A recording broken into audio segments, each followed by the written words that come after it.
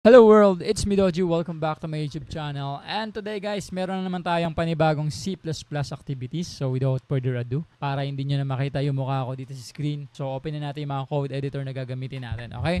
So as you can see, eto na, nakaready na yung ating function. So lalagay ko na lang dito yung code sa loob. Tapos pag-uusapan na natin yung title. Anong pag-aaralan natin for today? Eto, sikat na sikat to sa mga first year guys. Leap year checker. Ayan. Leap year checker tayo mga tol. Yan. Paano ba natin determine o ma-check kung ang isang year ay leap year, okay? Bago natin simulan yung coding, kailangan ko muna kayong ibalik ng konti para maintindihan ninyo ano ba yung logic, ano ba yung mga basis para masabi mo na ang isang taon ay leap year. So, una, paliwanag ko muna sa inyo yung ating operation na gagamitin. Divisible. Yan. Divisible ha, hindi invisible. Ano ibig sabihin ng divisible? No remainder. Yan ang ibig sabihin ng divisible. Bakit ko sinasabi? Kasi yan ang magiging basehan natin. Pag sinabi nating divisible, ibig sabihin, dinivide mo, walang putal. Eksakto. Yun ang divisible. Ngayon, bakit kailangan natin balikan yung divisible? Kasi yan yung basehan natin para malaman natin kung ang isang taon ay leap year. Paano yon? Pagka ang isang taon, for example, nag-enter ako ng year dyan, apat na digit yun. Paano mo malalaman na? Kunyari, 2020, paano mo nasabi na ang 2020 ay leap year? Pagka ang isang year na in-enter mo ay divisible by 4. Kumbaga, dinivide sa 4, walang putal. Pwedeng maging, pero hindi lahat ha. Hindi lahat ng dinidivide sa 4, divisible by 4. Hindi lahat ng dinivide mo sa 4, walang putal. Leap year na agad. Hindi. Kailan natin masusure na talagang ito ay leap year? Kapag kakatapos mo siyang i-divide sa 4, dinivide mo naman siya sa 100, may putal. Ibig sabihin, divisible by 4, but not divisible by 100. Nakuha ninyo. Kapag ka-divisible kay 4, walang putal sa 4, pero may putal sa 100, leap year yon. Yan ang palatandaan ha, leap year. So, i-divide mo sa 4, 2020 divided by 4, 0. Diba? 0 yung remainder. Pero dinivide mo sa 100, may putal na 20 yung putal, diba? Something like that. Sabihin, hindi siya divisible kay 100, leap year yan. Ngayon, meron pang isa pang logic para masigurado natin na ito ay leap year. Ano? Pagka ang isang year, divisible kay 4, tapos divisible din by 100. Kompletohin natin. Divisible by 4 and then divisible din by 100. Pwede tayo mag-assume na hindi leap year yan. Bakit? Kasi sabi ni Doji, pag divisible by 4, kailangan hindi divisible by 100 para maging leap year.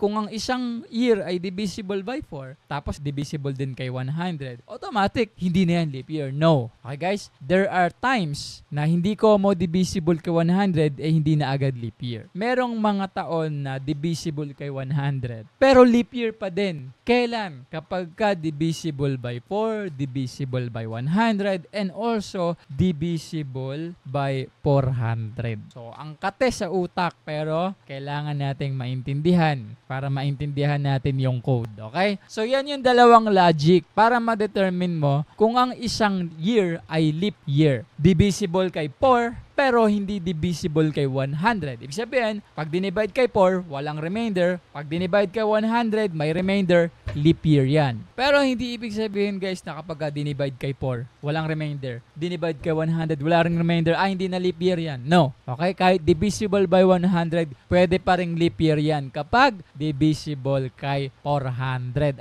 Kati sa utak. Bahala na kayo. Good luck. Okay? So ngayon, simulan na natin sa coding. Paano ngayon natin sisimulan sa code? Again, sisimulan natin sa code yan by declaring a variable. So ano yung variable natin? Integer. Bakit hindi float?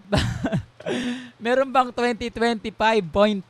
Wala naman, di ba? So, whole number ang taon. Okay? So, kailangan natin yung i-integer. Anong pangalan? Year. Bakit year? Variable niyan di ba? Isa lang naman yung involved dito, taon. After nating ma-declare yung variable, may lalagyanan na tayo. Kumbaga. So, kailangan na natin manghingi ng laman. Character out na tayo dyan. Magpe-print tayo. Utusan natin si user. Enter ka ng taon. Yan, enter ka ng taon. Bakit? I-determine namin kung leap year ba yan o hindi. Saan natin isi-save? Character in. Ayan. Right shift yan. Yung character out, left shift. Left shift, right shift. So, ang gulo ba? Alam kayo?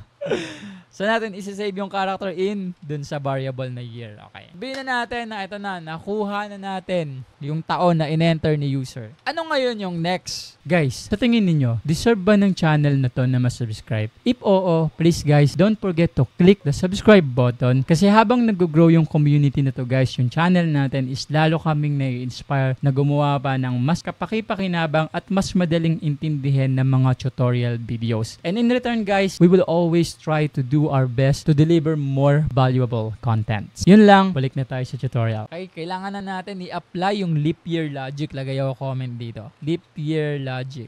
Ayan. Ano yung leap year logic? Eto na yon ha. Eto na. Binalik ko na kayo sa leap year logic. Eto na. Itong tatlo. Kailangan na lang natin i-code. Diba? Kung kinode ko yan, tapos hindi nyo naiintindihan, ang hirap. Ngayon, anong code gagamitin natin? So again guys, kung isipin ninyo, meron ditong decision making kasi kailangan mag-design ng program kung leap year o hindi. E di may if-else statement tayo dito, may conditional tayo kasi decision making yon. So if na tayo dyan. Tapos, mayroon tayong condition. Ngayon, sa loob ng condition, may dalawa pang condition pa. Bakit? Kasi dalawa yung logic na gusto nating ilagay para sigurado. Paano natin lalagyan ng dalawang condition sa loob ng condition or ng dalawang last statement sa loob ng condition? Ganito yan guys. Yung unang statement natin, dapat eto yon. So, isang parenthesis yon. Paano ba yung divisible by 4? Ito, unahin natin para hindi masakit sa utak. Okay? Ganito yan. Kapag kayong in-enter ni user na year, minodulus mo. Again, ano ginagawa ni modulus? Kinukuha niya yung remainder. Minodulus mo sa 4. Tapos, ang naging remainder is 0. Equals to 0. Ibig sabihin, divisible by 4. So, nakuha na natin yung code na divisible by 4. Eh, paano naman ngayon to? But not divisible by 100. Eh, di maglagay tayo ng n. Bakit ka naglagay ng n? Eh, kasi nga dalawa yung logic eh. Divisible by 4 and but not divisible by 100. Okay? So, paano naman yung not divisible by 100? Ganito yan, guys. Kapag kasi year, minodulus mo kay 100. Tapos, ang naging remainder is not equal to 0. Ibig sabihin, may remainder. Yung remainder niya not equal to 0, not divisible by 100. Yan na yun, guys. Okay? Yan yung unang logic natin. Meron pa tayong isa pang logic na kailangan ipasok. Ito pa. Diba? Kasi hindi lahat ng hindi comma divisible kay 100 ay hindi na agad leap year. Pinaliwanag ko na. Kailangan check din natin kung divisible by 400. Kaya ako maglalagay ng or. Bakit? Bakit may or? Kasi meron pa tayong isang logic pa. Another parenthesis na naman tayo dyan. Paano natin gagawing code yung divisible by 400? Pag kasi year na in-enter ni user, minodulus kay 400,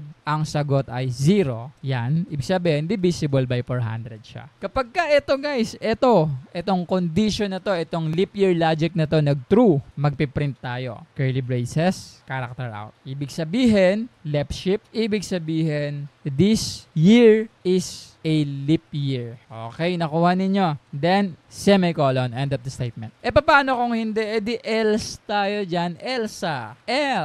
Curly braces ulit, character out. This year is not a leap year. Tingnan mo, nakalimutan ko. End of the statement. Nakalimutan ko yung left shift. Left shift. Ayan. Diba? This year is not a leap year.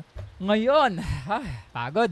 Subukan natin. Let's put this logic into a test. Ano ba yung mga example ng leap year? For example, 2020. Alam ko leap year yon. So, i-run natin. Naintindihan namin yung struggle nung nag-aaral watching videos. Alam namin na mahirap yung mag-backward and forward. Tapos ipopost mo pa kapag kailangan mong kopyahin yung code. Kaya naman guys, gumawa kami ng PDF notes kung saan doon namin nilagay yung mga topic, yung mga code example, yung mga explanations. And so many times guys, yun din yung ginagawa kong timeline at keywords para sa mga topic na ginagawa ko dito sa YouTube. So ang masasabi ko lang guys is mas advanced pa yun kumpara sa mga topic natin dito. Mas marami siyang laman. And soon enough, maglalagay kami doon sa PDF ng mga link ng mga unlisted videos. Pag sinabi nating unlisted videos guys, ito yung mga tutorial na hindi namin pinpublic. You can only access them kapag ka meron kang link. Makakatulong sa inyo tong PDF. Napakamura lang niya guys. Bakit may bayad? Kasi syempre, nag-hire ako ng mga tao na tutulong sa akin gumawa. So if you're interested guys, andyan yung link sa baba. And if you're going to ask me, is it worth it? Of course, it's worth it. Again guys, yun lang. Balik na tayo sa tutorials. Character out. Ayan. Enter ka ng taon taon, 2020. I'm sure na 2020 is a leap year. This is a leap year. Nakuha ninyo guys, di ba? Leap year yan. So, ano ang hindi leap year?